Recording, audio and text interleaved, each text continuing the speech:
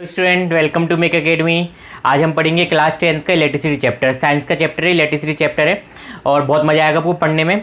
एक शुरुआत से देखेंगे क्या क्या चीज़ रिक्वायरमेंट होती है। एनटीएससी लेवल के भी क्वेश्चन करेंगे अपन। पहले अपन करेंगे एनसीईआरटी लेवल के क्वेश्चन करेंगे, उस हिसाब से पूरा मैं कंसेप्ट को बताऊँगा। लेकिन इसमें जो थ्योरेटिकल पार्ट होगा वो एनसीईआरटी प्लस एनटीएससी के लेवल का ही होगा, तो बहुत मज़ा आने वाला है। और आपने हमारे चैनल को सब्सक्राइब नहीं किया तो चैनल को सब्सक्राइब करें, बेल आइकन को, नोटिफिकेशन आइकन को भी ऑन करें। वीडियो अच्छी लगी तो इस वीडियो को लाइक करें। मैं आपको बताता हूँ पहले इसका सिलेबस क्या है। तो सबसे पहले आप सिलेबस जानिए।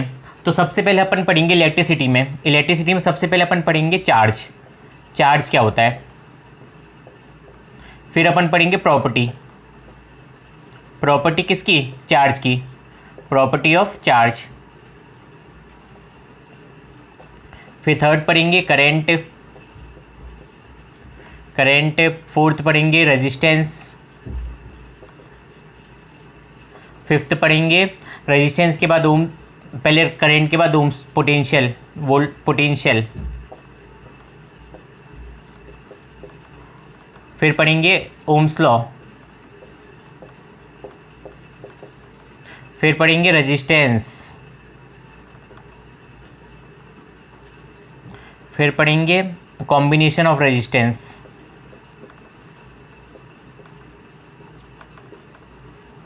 कॉम्बिनेशन ऑफ रेजिस्टेंस पढ़ा होगा ना आपने, कॉम्बिनेशन ऑफ रेजिस्टेंस वगैरह। उसके बाद रेजिस्टेंस, कॉम्बिनेशन ऑफ रेजिस्टेंस के बाद सर्किट सॉल्विंग। Circuit solving. फिर हीटिंग इफेक्ट। Heating effect. ऐसी बहुत सी चीज़ें अपन पढ़ने वाले हैं, तो अब बनी रही है हमारे चैनल में। सबसे पहले मैं आपको बता दूं, पहले क्या होता था, बहुत टाइम पहले, जब 18 सेंचुरी की बात है जी, इलेक्ट्रिसिटी उस समय उतनी ज़्यादा डेवलप्ड हुई नहीं थी। बेसिकली जो पहले वाली इलेक्ट्रिसिटी थी अपने पास, वो थी सिर्फ स्टैटिक इलेक्ट्रिसिटी, मतलब कि चार्ज का फ्लो होना, किसी भी मटेरियल के अक्रॉस चार्ज का फ्लो होना। मान लीजिए इसमें मैंने हाथ को अपने रब करा, तो हाथ को रब करने से क्या होता है कि अपना हाथ हीटअप कर लेता है, अपना हाथ हीटअप कर लेता है। वुडन क्लॉथ को, किसी सिल्क क्लॉथ को मैंने ना एक वुड से रब करा, तो क्या देखा गया कि ना इलेक्ट्रॉन का एक्सचेंज हो जाता है। सिमिलरली एक एग्जांपल अपन अपनी डेली लाइफ में डेली देखते हैं। जब आप अपने हेयर को कॉम करते हैं, जब अपन अपने हेयर को कॉम करते हैं, तो देखा गया, साइंटिस्ट ने बोला कि हेयर के जो इलेक्ट्रॉन हैं वो आसानी से लूज हो जाते हैं। हेयर के जो इलेक्ट्रॉन है वो आसानी से लूज हो जाते हैं, और जैसे ही वो आसानी से लूज होते हैं हेयर के इलेक्ट्रॉन, वो जाके कॉम में अट्रैक्ट हो जाते हैं। कॉम को क्या कर लेते हैं, कॉम में जाके चिपक जाते हैं, कॉम में चिपक जाते हैं। और उसी कॉम को जब मैं पीस ऑफ पेपर के पास लाता हूँ, उसी कॉम को जब मैं पीस ऑफ पेपर के पास लाता हूँ, तो वो piece of paper negative charge, मतलब पीस ऑफ पेपर का पॉजिटिव चार्ज उस नेगेटिव चार्ज को क्या करता है, अट्रैक्ट करता। तो इस टाइप की इलेक्ट्रिसिटी को बोला जाता है स्टैटिक इलेक्ट्रिसिटी। इस टाइप की इलेक्ट्रिसिटी को बोला जाता है स्टैटिक इलेक्ट्रिसिटी। लेकिन जो दूसरी टाइप की इलेक्ट्रिसिटी जो अपन को पढ़ना है वो है करंट इलेक्ट्रिसिटी। क्या है वो? Current electricity. करंट इलेक्ट्रिसिटी में क्या होता है, करंट इलेक्ट्रिसिटी का मेन फॉर्मूला कहाँ से निकला? इलेक्ट्रॉन के फ्लो के कारण ही निकला। इलेक्ट्रॉन के फ्लो के कारण ही निकला। लेकिन ना उसको दूसरी तरीके से अपन उसको सामने लाते हैं। वो बेसिकली क्या है, जब इलेक्ट्रॉन का फ्लो होता है, इलेक्ट्रॉन का क्या होता है, फ्लो होता है, तो करंट जनरेट होता है सिस्टम में। करंट क्या होता है? जनरेट होता है। लेकिन हर सिस्टम में करंट जनरेट नहीं होता। और किसी किसी मेटल में तो ये भी देखा गया कि ना बिना मतलब कुछ थोड़ी सी एनर्जी देने पर भी करंट उसमें जनरेट हो जाता है। तो अपन देखते हैं कि कैसे जनरेट होता है। इलेक्ट्रिसिटी होती है दो टाइप की, एक होती है स्टैटिक इलेक्ट्रिसिटी, और एक होती है करंट। स्टैटिक इलेक्ट्रिसिटी में क्या होता है, चार्ज रहता है, चार्ज एट रेस्ट, मतलब आराम कर रहा होता है। चार्ज क्या कर रहा होता है? आराम कर रहा होता है। लेकिन इसमें क्या होता है, चार्ज काम करता है। Charge at motion, constant velocity उसकी क्या रहेगी, कांस्टेंट मानते हैं अपन, कांस्टेंट। चार्ज अगर रेस्ट पर है तो उसको बोला जाता है स्टैटिक इलेक्ट्रिसिटी, और चार्ज अगर मोशन में तो उसको बोला जाता है करंट। लेकिन चार्ज का मोशन का मतलब क्या हुआ? सबसे पहले आप समझिए चार्ज क्या होता है। चार्ज को डिफाइन करा जाता है फ्लो ऑफ इलेक्ट्रॉन, मतलब ऐसा समझिए, फ्लो ऑफ इलेक्ट्रॉन। जब भी किसी बॉडी में किसी फ्लो ऑफ इलेक्ट्रॉन का मतलब है, जैसे मेरे पास ये बॉडी है, हाँ, क्या है मेरे पास? बॉडी, एक बॉडी है, तो इसमें इसके पास क्या है, एक पॉजिटिव चार्ज है और इसके पास एक नेगेटिव चार्ज है। एक है इसके पास पॉजिटिव चार्ज और एक है इसके पास नेगेटिव चार्ज। बहुत एक नेगेटिव चार्ज नहीं, बहुत सारे नेगेटिव चार्ज हैं, वैसे ही बहुत सारे पॉजिटिव चार्ज हैं। लेकिन number of positive charge equal to number of negative charge. Number of positive charge equal to number of negative charge. जितना पॉजिटिव चार्ज है उतना ही नेगेटिव चार्ज है, और इसी चीज़ को बोला गया न्यूट्रल। अब आप बोलेंगे सर कि अगर दोनों बराबर है तो न्यूट्रल है, मतलब वो करंट तो फ्लो होगा ही नहीं। तो करंट फ्लो कैसे होता है? करंट फ्लो समझने के लिए आप ना एक टर्म समझिए। साइंटिस्ट ने कुछ एक्सपेरिमेंट करने के बाद उन्होंने देखा कि बॉडी के पास क्या, जितने पॉजिटिव उतनी नेगेटिव चार्ज है। इसका मतलब जितने नंबर ऑफ प्रोटॉन है, प्रोटॉन को ही पॉजिटिव चार्ज बोला जाता है generally. Proton equal to number of electron. लेकिन अपन बोर्स मॉडल में आपने 9th क्लास में पढ़ा था कि प्रोटॉन क्या होते हैं, न्यूक्लियस के अंदर रहते हैं। न्यूट्रॉन और प्रोटॉन न्यूक्लियस के अंदर रहते हैं और इलेक्ट्रॉन बाहर रिवॉल्व करते हैं। लेकिन थोड़ी सी एनर्जी देने के बाद उसका आउटर मोस्ट सेल, यानी कि ये अपना क्या है, एक एटम है, ये अपना है एक एटम, इधर का ये आउटर मोस्ट सेल का ये है न्यूक्लियस, इधर का आउटर मोस्ट सेल का इलेक्ट्रॉन क्या होता है, जंप कर जाता है। क्या कर जाता है? जंप, मतलब अपने सेल से बाहर निकल जाता। तो इलेक्ट्रिसिटी बेसिकली इलेक्ट्रॉन के, तो साइंटिस्ट बोलते हैं जितना ज़्यादा इलेक्ट्रॉन फ्लो होगा, जितना ज़्यादा इलेक्ट्रॉन बाहर निकलेगा, उसी को चार्ज कंसिडर करा गया। लेकिन कैसे? मैं बोलता हूँ, इसके पास अभी न्यूट्रल था, इसके पास क्या है, 4 इलेक्ट्रॉन आ गए, इसके पास क्या है, 4 इलेक्ट्रॉन आ गए। तो इसके पास 4 इलेक्ट्रॉन ज़्यादा है, इसके पास क्या है, 4 इलेक्ट्रॉन ज़्यादा है। बेसिकली इसके पास क्या है, 4 इलेक्ट्रॉन ज़्यादा है। मान लीजिए इसके पास 4 इलेक्ट्रॉन है, तो इस पर चार्ज क्या होगा, चार्ज आएगा, वो आएगा 4 इलेक्ट्रॉन का चार्ज। क्या आएगा? 4 इलेक्ट्रॉन का चार्ज आएगा। अब इसी पे इसके पास 4 इलेक्ट्रॉन का चार्ज है। अब इसी में से मैं 8 इलेक्ट्रॉन निकाल लेता हूँ। क्या निकाल लेता हूँ?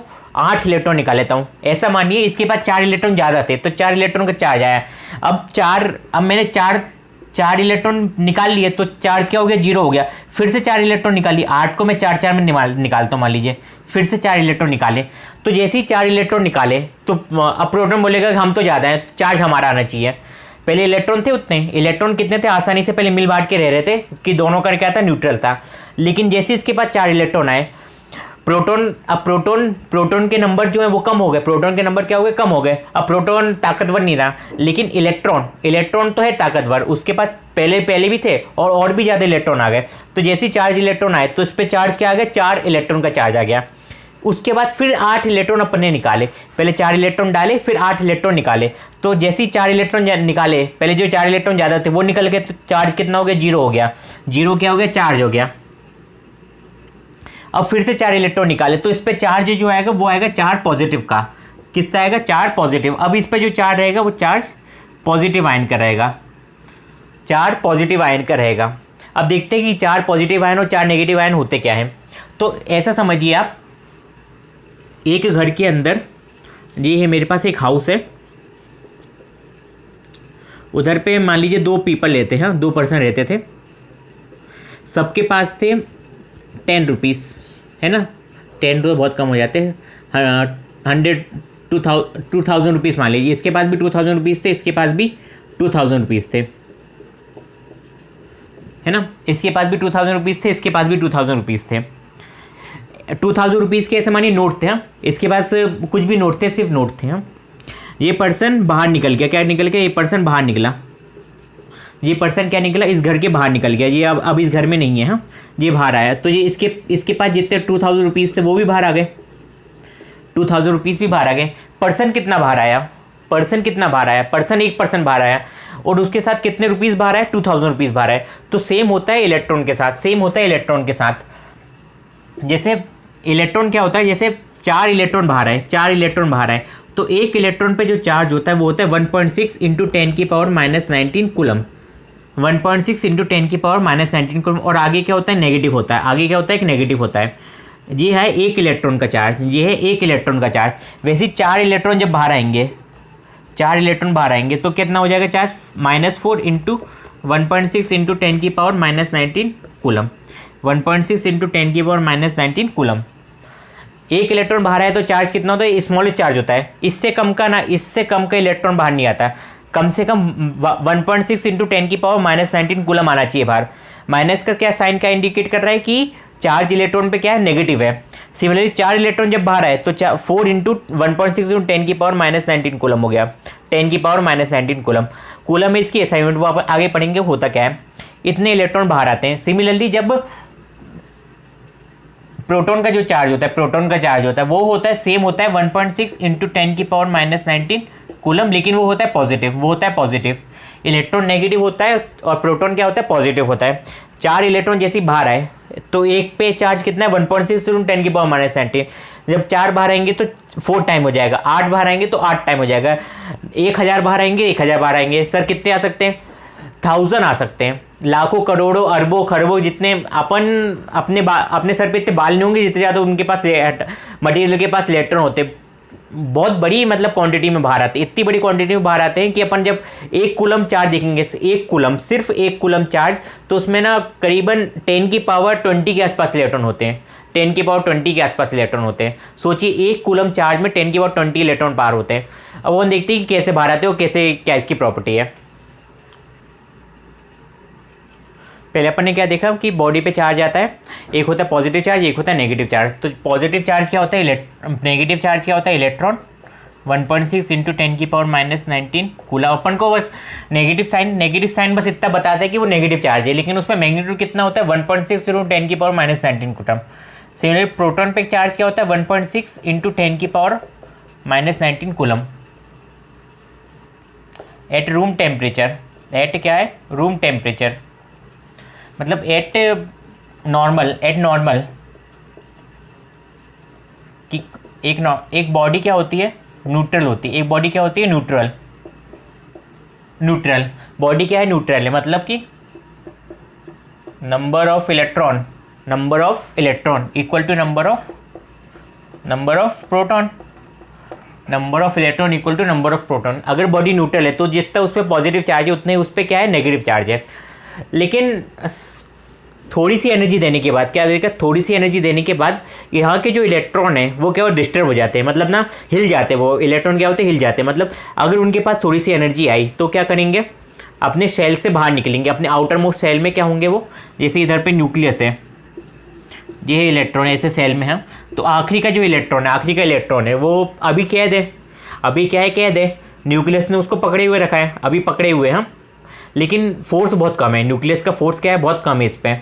जैसे जैसे दूर जाता जाएगा उस पर फोर्स बहुत कम होता जाएगा। तो हल्की सी एनर्जी मिली इसको, क्या मिली, हल्की सी एनर्जी मिली। तो इलेक्ट्रॉन क्या बोलेगा, मैं बाहर आता हूँ। इलेक्ट्रॉन आ गया बाहर, आउट हो गया, आउट ऑफ सेल। इलेक्ट्रॉन क्या आ गया, आउट ऑफ सेल आने से बाद क्या हुआ, ये अलग अलग प्रॉपर्टी शो करता है। अब यहाँ से इलेक्ट्रॉन बाहर आया, अब ये बॉडी न्यूट्रल नहीं है, अब बॉडी क्या है, न्यूट्रल नहीं है, नॉट न्यूट्रल। अब बॉडी क्या है, नॉट न्यूट्रल। तो प्रोटॉन क्या हो गए, ताकतवर हो गए। तो इस पर चार्ज कितना आएगा, जितने इलेक्ट्रॉन निकलेंगे उतना ही चार्ज आएगा इस पर, लेकिन उल्टा चार्ज आएगा, ठीक है। लेकिन ऐसा भी ठीक है, इतना ठीक है बात है। अब इस पर कुछ चार्ज आएगा, पॉजिटिव चार्ज आएगा, वो सब आपको पता है। लेकिन क्या प्रॉपर्टी है इनकी क्या प्रॉपर्टी है। तो पहली प्रॉपर्टी है वो है एडिटिव इन नेचर। क्या है, एडिटिव इन नेचर।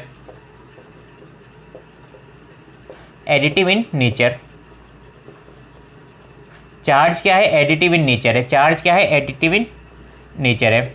और चार्ज अपन बॉडी पे डिस्कस कर रहे हैं, किस पे डिस्कस कर रहे हैं, बॉडी पे। चार्ज किस पे डिस्कस कर रहे हैं, बॉडी पे, है ना। पार्टिकल पे, मतलब छोटे छोटे, सिर्फ इलेक्ट्रॉन प्रोटॉन की बात नहीं हो रही, इधर पे चार्ज की बात हो रही है। चार्ज हमेशा एक बॉडी पे होता है। तो चार्ज क्या, एडिटिव इन नेचर है, यानी कि चार्ज एडिटिव इन नेचर, मतलब कि अगर जैसे एक बॉडी है, जैसे क्या बॉडी है मेरी, तो पहले इस पे चार्ज क्या था, 0 कूलम। मतलब number of electron equal to number of proton. अब इस पे चार्ज क्या आ जाएगा, 1 इलेक्ट्रॉन का चार्ज आ गया, यानी कि 1 इलेक्ट्रॉन आए, इस पर 1 इलेक्ट्रॉन आए। अब इसमें से 2 इलेक्ट्रॉन क्या हुए, बाहर निकल गए, है ना। 2 इलेक्ट्रॉन बाहर निकले, अपनी मनमानी कर रहे हैं ये लोग। फिर इसमें 8 इलेक्ट्रॉन फिर से आ गए, कोई तकलीफ नहीं। ये बोलता है इस पर फिर से 10 इलेक्ट्रॉन आ गए, फिर से क्या हुए, 10 इलेक्ट्रॉन आ गए। अब फिर से 8 इलेक्ट्रॉन निकल गए, अब फिर से इस पर 2 इलेक्ट्रॉन आ गए। तो जो आए हैं, जो क्या हुए आए हैं, उनको क्या करना है अपन को, जो गए हैं उसको सब्ट्रैक्ट कर, मतलब उनको ऐड करना है बस साइन के साथ, साइन के साथ क्या करना है, उनको ऐड करना है।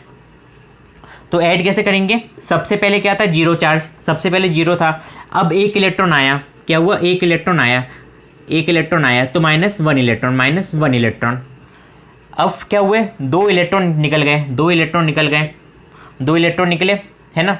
अब फिर से 8 इलेक्ट्रॉन आए थे, तो फिर से 8 इलेक्ट्रॉन, जब 8 इलेक्ट्रॉन आए हैं तो नेगेटिव चार्ज हो जाएगा। फिर से 2 इलेक्ट्रॉन निकले हैं तो फिर से 2 इलेक्ट्रॉन का चार्ज आ जाएगा। अब फिर से उसमें 8 इलेक्ट्रॉन निकले तो 8 इलेक्ट्रॉन फिर नेगेटिव। अब फिर 10 इलेक्ट्रॉन आए थे तो 10 इलेक्ट्रॉन। इस टाइप से जस्ट अपन को क्या करना है, ऐड करना है, जस्ट अपन को क्या करना है, ऐड करना है। तो जो एडिशन चार्ज बनेगा इधर पे कितना बना, -1 प्लस जी हो जाएगा एक 1 इलेक्ट्रॉन, जी कितना हो जाएगा -6 इलेक्ट्रॉन, जी क्या हो जाएगा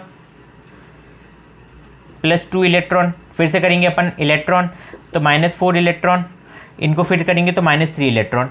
मतलब इस पे जो आखिरी में लास्ट में जो चार्ज आएगा वो कितने का आएगा, -3 इलेक्ट्रॉन का। आप इस बार फिर से रीचेक कर लीजिएगा, -3 इलेक्ट्रॉन का चार्ज आएगा इस पे। यानी कि इस पे फाइनल जो बॉडी फाइनल जो होगा, फाइनली कितने होगा, -3 इलेक्ट्रॉन का। ठीक है, इतना बोला अपने चार्ज वगैरह का। लेकिन एक प्रॉपर्टी और होती है इस पे चार्ज की, चार्ज क्या होते हैं, क्वांटाइज होते हैं। चार्ज क्या होते हैं, क्वांटाइज।